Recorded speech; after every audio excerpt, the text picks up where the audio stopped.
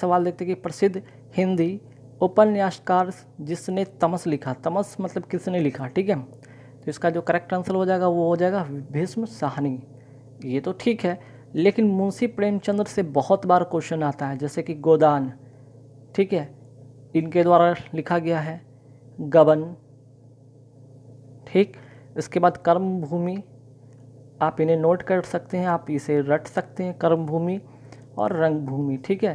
तो ये इनकी लिखी हुई कुछ यहाँ पे, ठीक है, यहाँ पे इनके द्वारा लिखे गए कुछ उपन्यास हैं, गोदान, गबन, कर्मभूमि, रंगभूमि। तो ये एक्स्ट्रा इन्फॉर्मेशन आपको मैंने दिया, ठीक है। चलिए नेक्स्ट है, भारतीय संसद के अंग कौन है। तो देखिए, भारतीय संसद के जो अंग होते वो तीनों होते, संसद के 3 अंग होते, लोकसभा, राज्यसभा और राष्ट्रपति, तीनों अंग होते हैं ना। तो इसका करेक्ट आंसर हो जाएगा क। लेकिन अब यहाँ पे चीज़ें और समझिएगा, अभी किस किस अनुच्छेद के अंतर्गत आते हैं ये सभी, इसके बारे में बात कर लेंगे। अगर हम संसद की बात करते हैं तो संसद अनुच्छेद 79 के तहत आता है, ठीक है। अगर हम बात करते हैं 81 किसके अंतर्गत आता है, अनुच्छेद 81 लोकसभा, 80 राज्यसभा, ठीक है। और राष्ट्रपति की हम बात करते हैं तो राष्ट्रपति जो होगा अनुच्छेद 52 के तहत आते हैं, ठीक है। तो ये याद रखिएगा, 79, 80, 81 और 52।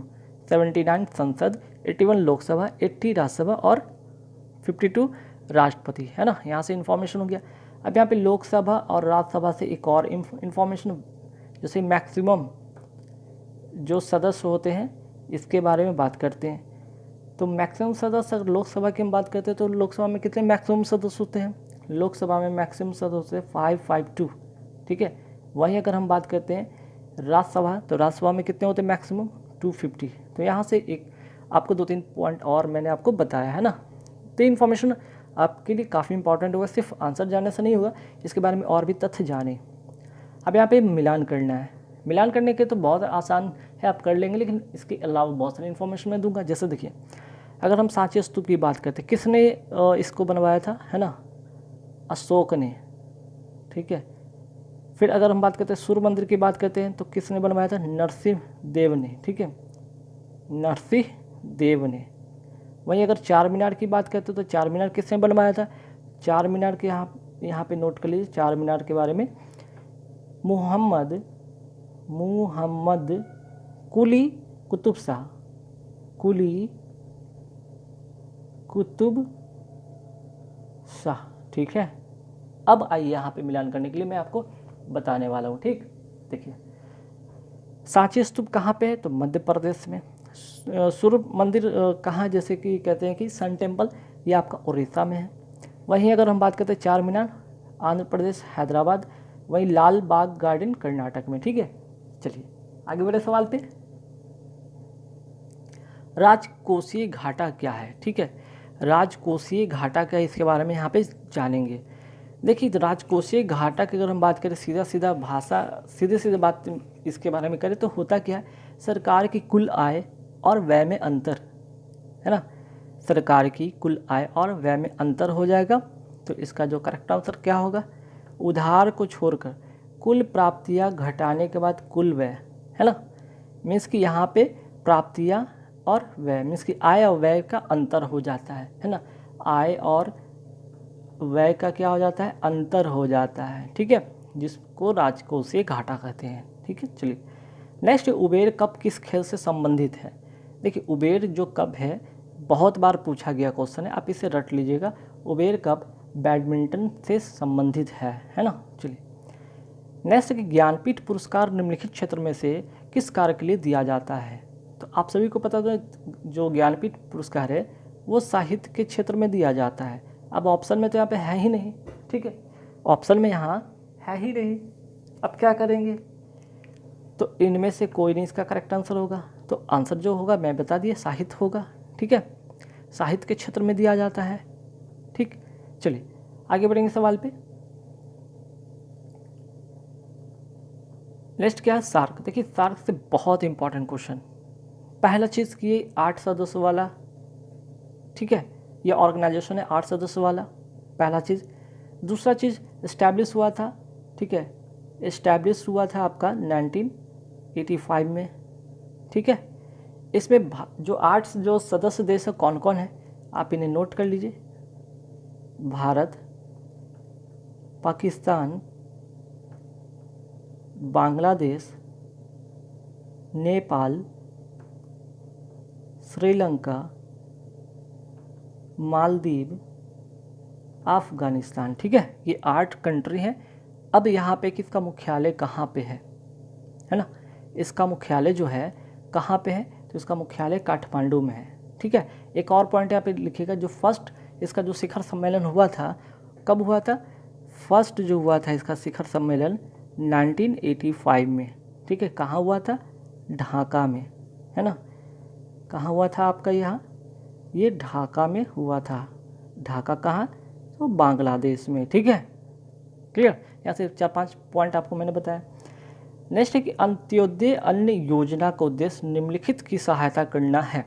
तो अंत्योदय अन्न योजना ये कब आया, ये लॉन्च हुआ था पता है आपको, यहाँ पे नोट कर लीजिएगा। ये हुआ था 2000 ईस्वी में। ठीक है, 2000 में ये लॉन्च हुआ था। ठीक, ईयर 2000 में ये लॉन्च हुआ था और अत्यंत गरीब लोगों की मदद करने के लिए बना था। ठीक है, अत्यंत गरीब लोगों के लिए ये बना था। तो यहाँ से एक चीज़ और आता है, ये तो अंत्योदय अन्न योजना हो गया ना, एक आता है DAY। ठीक है, दीन दयाल, है ना, दीन दयाल, फिर अंत्योदय अन्न योजना, आगे ऐड कर लीजिएगा AAY। ठीक है, दीन दयाल अंत्योदय अन्न योजना। ठीक, ये कब लॉन्च हुआ था, ठीक है, ये लॉन्च हुआ था आपको 2014 में। ठीक है, ये 2014 में। इसमें इसका क्या खास बात था, कौशल विकास के माध्यम से आजीविका के अवसरों में वृद्धि करके शहरी और ग्रामीण गरीबी को कम करना था। शहरी और ग्रामीण गरीबी को क्या करना था, कम करना था कौशल विकास के माध्यम से, है ना। ठीक है, चलिए नेक्स्ट है कि इनमें से सही मिलान कौन सा सही नहीं है। भांगड़ा होता है पंजाब में, सही है। बिहू नहीं होता है, तो आपका नहीं वाला यही तो है। तो होता कहाँ है बिहू, असम में। ठीक है, ये असम का ये डांस है। गरबा गुजरात में, तमाशा महाराष्ट्र में। ठीक है, इतना इन्फॉर्मेशन काफ़ी है। चलिए आगे बढ़ेंगे। अंतर्राष्ट्रीय मानव अधिकार दिवस, इंटरनेशनल ह्यूमन राइट्स डे कब मनाया जाता है, 10 दिसंबर को ये मनाया जाता है। ठीक है, 10 दिसंबर को ये मनाया जाता है अंतर्राष्ट्रीय मानव अधिकार दिवस। ठीक है, यहाँ से एक सवाल, इसका तो आंसर ही हो गया। एक 24 अक्टूबर देख रहे होंगे, 24 अक्टूबर के बारे में बहुत इन्फॉर्मेशन इम्पॉर्टेंट है। 24 अक्टूबर 1945। ठीक है, 24 अक्टूबर 1945 इस्टेब्लिश हुआ था UNO को, यूनाइटेड नेशन ऑर्गेनाइजेशन, संयुक्त राष्ट्र संघ। और इसीलिए 24 अक्टूबर को क्या मनाया जाता है, संयुक्त राष्ट्र दिवस मनाया जाता है। क्या मनाया जाता है यहाँ पे, संयुक्त राष्ट्र दिवस मनाया जाता है 24 अक्टूबर को। ठीक है, इसकी गठन के उपलक्ष्य में ये मनाया जाता है। अच्छा, यहाँ पे UNO का जो भाषा है, 2 इम्पॉर्टेंट भाषा है, एक तो फ्रेंच और दूसरा इंग्लिश। ठीक है, फ्रेंच एंड इंग्लिश। ठीक है, यहाँ की 2 भाषा, इसकी 2 भाषा है। हेड क्वार्टर की बात करते हैं तो हेड क्वार्टर कहाँ है भाई, हेड क्वार्टर आपका हो जाएगा न्यूयॉर्क। ठीक है, न्यूयॉर्क हो जाएगा। ठीक, इसका जो हेड क्वार्टर हो जाएगा कहाँ हो जाएगा, न्यूयॉर्क हो जाएगा, USA। ठीक है, चलिए इसमें हो गया इन्फॉर्मेशन, और तो कुछ बताने लायक नहीं। चलिए आगे बढ़ेंगे सवाल पे। चुनाव आयोग, देखिए चुनाव आयोग के बारे में बहुत इंपॉर्टेंट इन्फॉर्मेशन आपको समझना होगा कि चुनाव आयोग निम्नलिखित के अधीन आता है।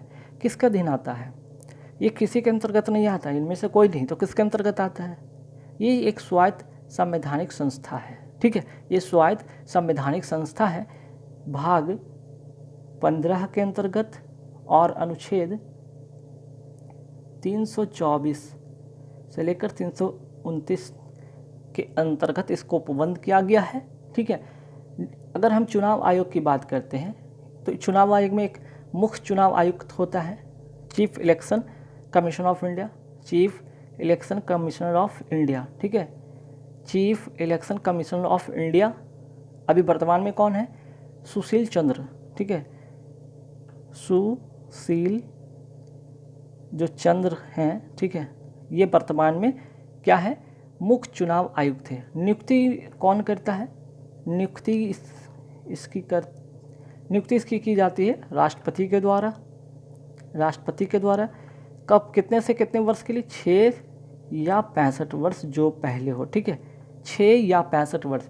बहुत बार आप लोग क्या करते हैं, 5 और 65 वाला तो याद रहता है, फटाक से 5 और 65 कर देते हैं, इसलिए मुख्य चुनाव आयुक्त का वाला ध्यान रखिएगा, ठीक।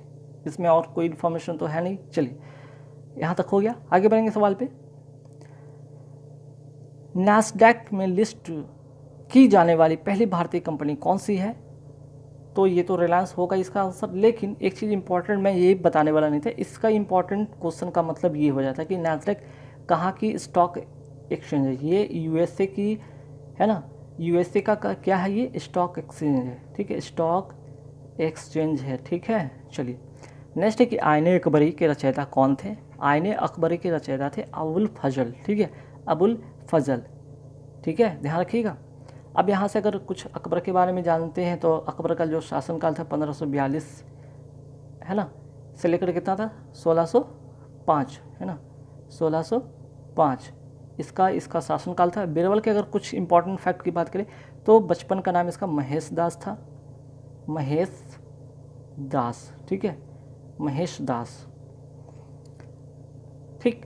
चलिए आगे और कुछ यहाँ पे बताने लायक है नहीं, है ना। अच्छा, इब्न बतूता किसके शासनकाल में आए थे? मोहम्मद बिन तुगलक के शासनकाल में आया था, ठीक है। आगे बढ़ेंगे सवाल पे। निम्नलिखित में कौन सा केंद्रीय सरकार द्वारा नहीं लगाया जाता? कौन सा कर, कौन सा टैक्स जो है कि केंद्र सरकार द्वारा नहीं लगाया जाता, ये बताना आपको। इसका जो करेक्ट आंसर होगा वो क्या हो जाएगा? वो हो जाएगा भू राजस्व नहीं लगाया जाता है। तो कौन कौन लगाया जाता है? सेंटर के द्वारा आपका आयकर लगाया जाता है, उत्पाद शुल्क लगाया जाता है, सीमा शुल्क लगाया जाता है, ठीक है। ये सभी केंद्र सरकार के द्वारा लगाया जाता है। नेक्स्ट है राष्ट्रीय और बाजार कीमतों पर शुद्ध राष्ट्रीय उत्पाद के मध्य अंतर को क्या कहते हैं? इसको कहते हैं निबल अप्रत्यक्ष कर, ठीक है। चलिए निम्नलिखित में कौन सी नदी पश्चिम की ओर बहती है? 2 नदियाँ पश्चिम की ओर बहती है, एक तो नर्मदा हो जाएगा, ठीक है, एक नर्मदा और दूसरा ताप्ती। ताप्ती तो ऑप्शन है नहीं तो नर्मदा टिक करेंगे, अगर ऑप्शन में ताप्ती हो तो ताप्ती टिक कर देते, ठीक है। बाकी कृष्णा, गोदावरी, कृष्णा, ये सब क्या है?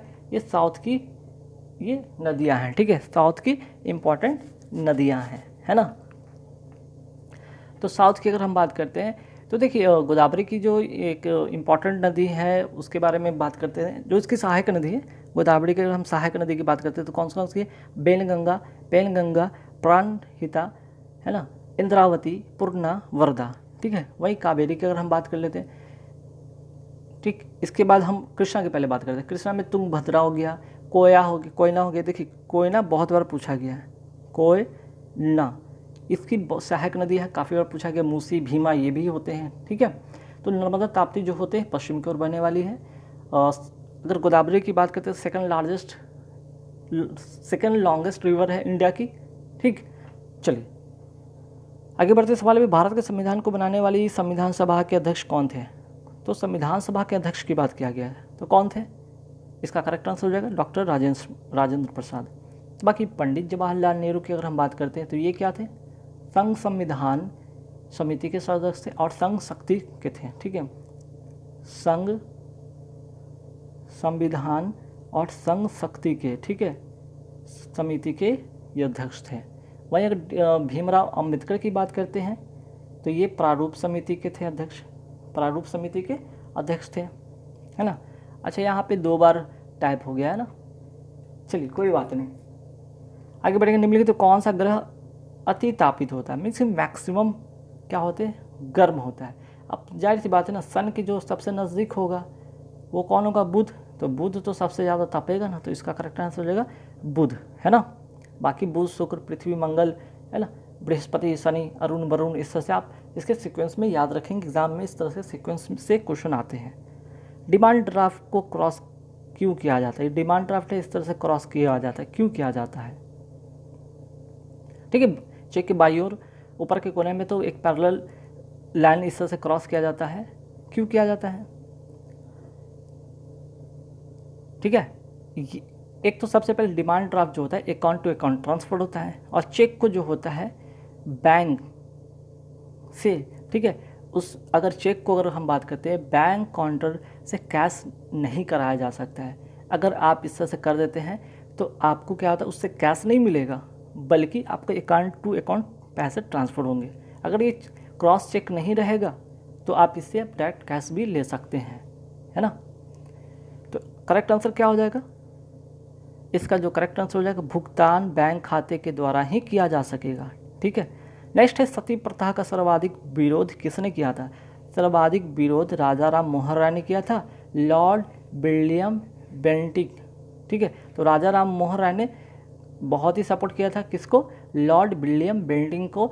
1829 में ये ख़त्म हो गया था, ठीक है, ये प्रथा जो है समाप्त कर दिया गया था। और राजा की उपाधि की अगर बात करते हैं तो किसने दिया था राजा राम मोहन राय को, अकबर द्वितीय ने, ठीक है, अकबर द्वितीय ने राजा की उपाधि दी थी। और सती प्रथा का विरोध सबसे ज़्यादा राजा राम मोहन राय ने किया था, और लॉर्ड विलियम बेंटिक के जो थे उसको काफ़ी मदद की इस चीज़ को हटाने में, इराडिकेशन करने में, ठीक। तो इसके वजह से 1829 में ये पूर्ण रूप से समाप्त होता है ना। चलिए नेक्स्ट है अंतिम मुगल शासक कौन था। अंतिम मुगल शासक बहादुर शाह जफर था, है ना। बहादुर शाह जफर था। 1857 के जो विद्रोह के बाद जो क्रांति हुई थी उसके बाद यहाँ से मुगल सत्ता समाप्त होता है पूर्ण रूप से, है ना। तो इसका जो करेक्ट आंसर होगा मुगल शाह जफर, है ना, मुगल शाह जफर हो जाएगा। चलिए आगे बढ़ेंगे सवाल पे कि भारत में हरित क्रांति के जनक। देखिए भारत में हरित ग्रीन जो रिवॉल्यूशन है ना, ग्रीन रिवॉल्यूशन की अगर हम बात करें तो ध्यान रखिएगा दो फैक्ट, एक तो अगर इंडिया में बात पूछा जाए तो कौन, और वर्ल्ड में पूछा जाए तो कौन, ठीक है, ये याद रखिएगा।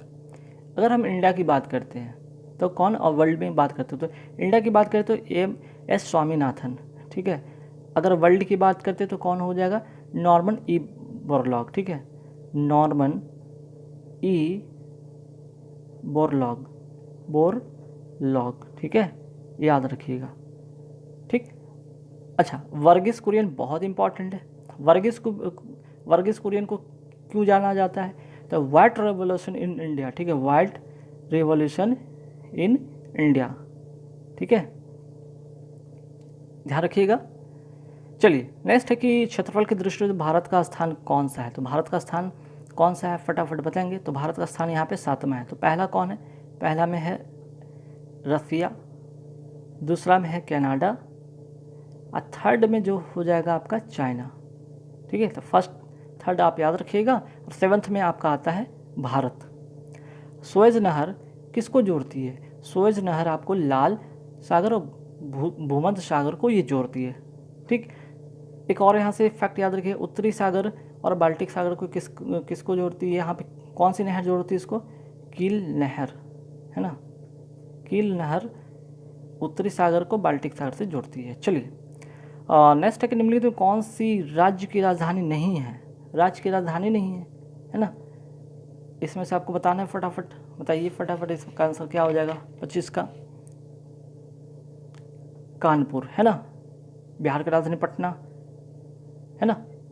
उत्तर प्रदेश की राजधानी लखनऊ, उत्तराखंड की राजधानी देहरादून, कानपुर एक शहर है, ठीक। चलिए नाजीवाद के संस्थापक कौन थे, इसका करेक्ट आंसर हो जाएगा हिटलर, ठीक है, सिंपल सा आंसर था इसका। कुतुब मीनार का निर्माण कार्य किसने पूरा करवाया। देखिए बनाया तो था कुतुबुद्दीन ऐबक ने, ठीक है, लेकिन कंप्लीट जो कराया इल्तुतमिश ने, ठीक, इसका दामाद, ध्यान रखिएगा। चलिए नेक्स्ट है सिंधु घाटी सभ्यता का पतन नगर कौन सा है। तो इसका करेक्ट आंसर हो जाएगा लोथल, ठीक है, लोथल इसका करेक्ट आंसर हो जाएगा, याद रखिएगा। सिंधु घाटी सभ्यता का जो पतन नगर लोथल किस नदी पर है, तो भोगवा नदी पर है। ये एग्जाम में कई बार पूछ दिया जाता है ना। अगर भाई वही बात करते हैं हड़प्पा का, काफ़ी इंपॉर्टेंट कौन सी नदी पे है, ये रावी नदी पर है। 1921 में इसका क्या हुआ था, जो उत्खनन करता है कौन कौन है, 2 लोग हैं, दयाराम साहनी एवं मधुस्वरूप बस, ठीक है, याद रखिएगा। वही बात करते हैं रोपर किस नदी पर है, तो रोपर आपका है सतलज नदी पर। बनवाली कौन सी नदी पर है? रंगोई नदी पर। ठीक, तो ऐसे कुछ और फैक्ट मैंने आपको बताया, आप इसे याद रखिएगा। फाहियान कहाँ का निवासी था? तो चाइना का, चीन का। ठीक है, अब ये किसके शासनकाल में आया था? फाहियान किसके शासनकाल में आया था? चंद्रगुप्त द्वितीय के शासनकाल में आया था। एक और यहाँ से क्वेश्चन आता है, हेनसांग किसके शासनकाल में आया था? हर्षवर्धन के शासनकाल में आया था। एक फैक्ट और याद रखिएगा, मानचित्र में पर्वत और पहाड़ को किस रंग से दर्शाया जाता है? लाल रंग से। ठीक है, चलिए आगे बढ़ेंगे। जंप बॉल शब्द निम्नलिखित में किससे संबंधित है? करेक्ट आंसर क्या होगा इसका? बास्केटबॉल। ठीक है, चलिए नेक्स्ट है, निम्नलिखित में कौन सी आकृति भूमिगत जल से बनी है? इसका आंसर हो जाएगा कास्टी विडो। ठीक है, कास्टी विडो रट लीजिएगा, काफ़ी इंपॉर्टेंट है। ज्योग्राफी से एक इम्पॉर्टेंट क्वेश्चन ये है। दिल्ली से पहले भारत की राजधानी कौन सी थी? तो इसका करेक्ट आंसर क्या होगा? देखिए 1912 में जो है ना दिल्ली राजधानी बनी भारत की। तो पहले क्या थी? कोलकाता से के बाद 1912 में दिल्ली को भारत का राजधानी घोषित किया गया था। ठीक, चलिए आगे बढ़ेंगे सवाल पे।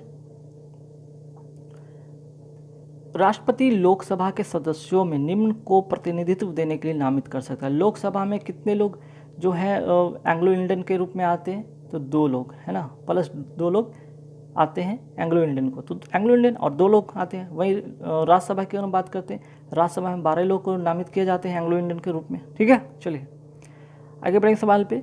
आगे सवाल क्या है? कंटूर रेखा दर्शाती है। कंटूर रेखा, ये क्वेश्चन काफ़ी बार आया है, समुद्र तल से समान ऊंचाई एवं आकार वाले स्थान को। ठीक है, चलिए निम्नलिखित में कौन सा शहर भूमध्य रेखा के निकट है? शहर है भूमध्य रेखा के निकट, इसे कुछ आप रट के रखिएगा, या फिर आप अगर मैप को देखेंगे तो मैप से भी कुछ चीज़ें याद रखें। विशाखापट्टनम इसका करेक्ट आंसर होगा। ठीक है, मांग का नियम का आशय, जब किसी वस्तु की मांग अधिक होती है तो जाहिर सी बात है ना, वस्तु की मांग अधिक होगा तो उसका कीमत क्या होता है? बढ़ जाता है। और अब मांग ही नहीं होगा तो कीमत क्या होगा? घटता जाएगा, ताकि उस प्रोडक्ट को जितना जल्दी निकाला जा सके, है ना। चलिए निम्नलिखित में कौन 2 राज्यों की राजधानी है ना? कौन 2 राज्यों की राजधानी है? चंडीगढ़। ठीक है, याद रखिएगा। नेक्स्ट है कि मेगास्थनीज राजदूत था, किसका राजदूत था? तो सेल्यूकस का राजदूत था। ठीक है, किसके दरबार में आया था? मेगास्थनीज किसके दरबार में आया था? चंद्रगुप्त मौर्य के दरबार में आया था, है ना, इसके दरबार में ये आया था। ठीक है, चलिए आगे बढ़ेंगे सवाल पे। तृष्णा को क्षीण हो जाने की अवस्था को बुद्ध ने क्या कहा था? तो देखिए भगवान बुद्ध से बहुत इंपॉर्टेंट क्वेश्चन है। ऐसे तो इसका निर्वाण इसका करेक्ट आंसर होगा, लेकिन बुद्ध का अगर हम जन्म की बात करते हैं, जन्म के बारे में याद रखिएगा। जन्म कब हुआ था? ये क्वेश्चन आता है 563 ईस्वी ईसा पूर्व। ठीक है, ईस्वी नहीं, ईसा पूर्व। मृत्यु कब हुआ था भाई? 483 ईसा पूर्व।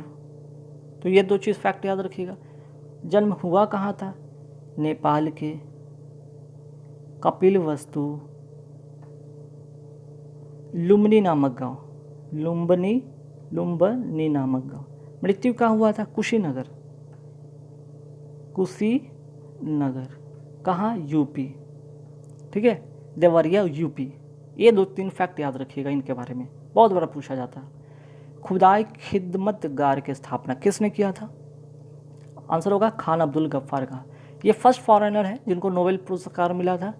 ठीक है, इन्हें सीमांत गांधी के नाम से भी जाना जाता है। 2 फैक्ट, सीमांत गांधी, दूसरा फर्स्ट फॉरेनर, फर्स्ट विदेशी कह सकते हैं जिनको नोबेल मिला। ठीक है, ध्यान रखिएगा। चलिए, और दूसरा तो नेशनल मंडेला हो जाएंगे, याद रखिएगा। ठीक है, ये भी एक फैक्ट है। श्रीलंका में कौन सी जनजाति सबसे अधिक पाई जाती है? देखिए जनजाति तो बहुत मायने रखता है भाई, एग्जाम में कई बार पूछा जाता है। सिंहली। ठीक है, श्रीलंका का अगर ट्रिक याद करना हो तो श्रीलंका का झंडा देखिए तो उसमें सिंह बना रहता है, तो सिंहली याद रखिएगा। भारत में रबर का उत्पादन किस राज्य में होता है? ये भी वेरी इंपॉर्टेंट क्वेश्चन है, उत्पादन से रिलेटेड क्वेश्चन आता है, तो केरल इसका करेक्ट आंसर हो जाएगा। यूरो की स्थापना कब हुई थी? 1945। मैंने अभी बताया था 24 अक्टूबर 1945 और 24 अक्टूबर को संयुक्त राष्ट्र दिवस मनाया जाता है इसी के कारण, ठीक है। भाषा फ्रेंच और इंग्लिश है, मैंने बताया। हेडक्वार्टर न्यूयॉर्क है। चलिए, सोमनाथ मंदिर को किस मुसलमान आक्रमणकारी ने ध्वंस किया था? मोहम्मद गजनबी ने, ठीक है। चलिए आगे बढ़ेंगे सवाल पे कि भारतीय राष्ट्रीय कांग्रेस की प्रथम महिला अध्यक्ष कौन थी? प्रथम महिला सिर्फ पूछे ना सिर्फ, तो वो हो जाएगा एनी बेसेंट। प्रथम महिला पूछे तो, लेकिन प्रथम अगर फर्स्ट भारतीय पूछ दिए तो, भारतीय महिला पूछ दे तो पता है क्या होगा? सरोजनी नायडू, ठीक है, सरोजनी नायडू। तो एनी बेसेंट का करेक्ट आंसर हो जाएगा 1917 में कोलकाता के अधिवेशन किया था इन्होंने, है ना। कोलकाता का अध्यक्षता किया था, कोलकाता अधिवेशन का अध्यक्षता किया था। वहीं अगर बात करते हैं सरोजनी नायडू का, तो 1925 में इन्होंने अध्यक्षता किया था। कहाँ? तो कानपुर में, ठीक है, कानपुर में, कानपुर में, ठीक है। यहाँ से सवाल आते हैं, प्रथम भारतीय महिला पूछे ना, तो कानपुर 1925, सरोजनी नायडू सिर्फ प्रथम महिला पूछे तो एनी बेसेंट कोलकाता 1917, ठीक है। चलिए, गौतम बुद्ध के पिता का नाम क्या था? तो गौतम बुद्ध से रिलेटेड 2-4 सवाल मैंने फैक्ट बताए थे, वो याद रखेंगे। इनका पिता का नाम था सुधोधन, ठीक है। नेक्स्ट है, फतेहपुर सीकरी का निर्माण किसने करवाया था? तो इसका करेक्ट आंसर क्या हो जाएगा बताइए? इनमें से कोई नहीं, क्योंकि ना हुमायूं, ना बाबर, ना जहांगीर। तो कौन करवाया था? अकबर ने करवाया था, ठीक है। चलिए, अंतर्राष्ट्रीय मुद्रा कोष कौन सा काम करता है? मीन्स कि कौन सा काम नहीं करता है? तो ये क्या नहीं करता है? वह विनिमय दर को स्थिर करने के लिए नई मुद्रा बना सकता है, ये गलत बात है, ठीक है। अब कुछ फैक्ट याद रखिए। IMF अंतर्राष्ट्रीय मुद्रा कोष, इंटरनेशनल मॉनेटरी फंड, ठीक है, इसके बारे में जानेंगे। ये स्थापित कब हुआ था? 1945 में। हेडक्वार्टर कहाँ है? हेडक्वार्टर हो जाएगा आपका Washington DC, Washington DC, USA, ठीक है, याद रखिएगा। यहाँ से 2-3 फैक्ट आपके जानने लायक हैं। तो गाइस, इस वीडियो में इतना ही क्वेश्चन रहेगा। एक क्वेश्चन आप लोग के लिए ये होमवर्क के रूप में रहेगा, आपको इसको आंसर बताने कि कोबाल्ट ऑक्साइड कांच को कौन सा रंग प्रदान करता है। कमेंट करके आप जवाब देंगे। जवाब का इंतजार रहेगा। वीडियो अच्छी लगे तो लाइक कर देना, शेयर कर देना। Thank you very much.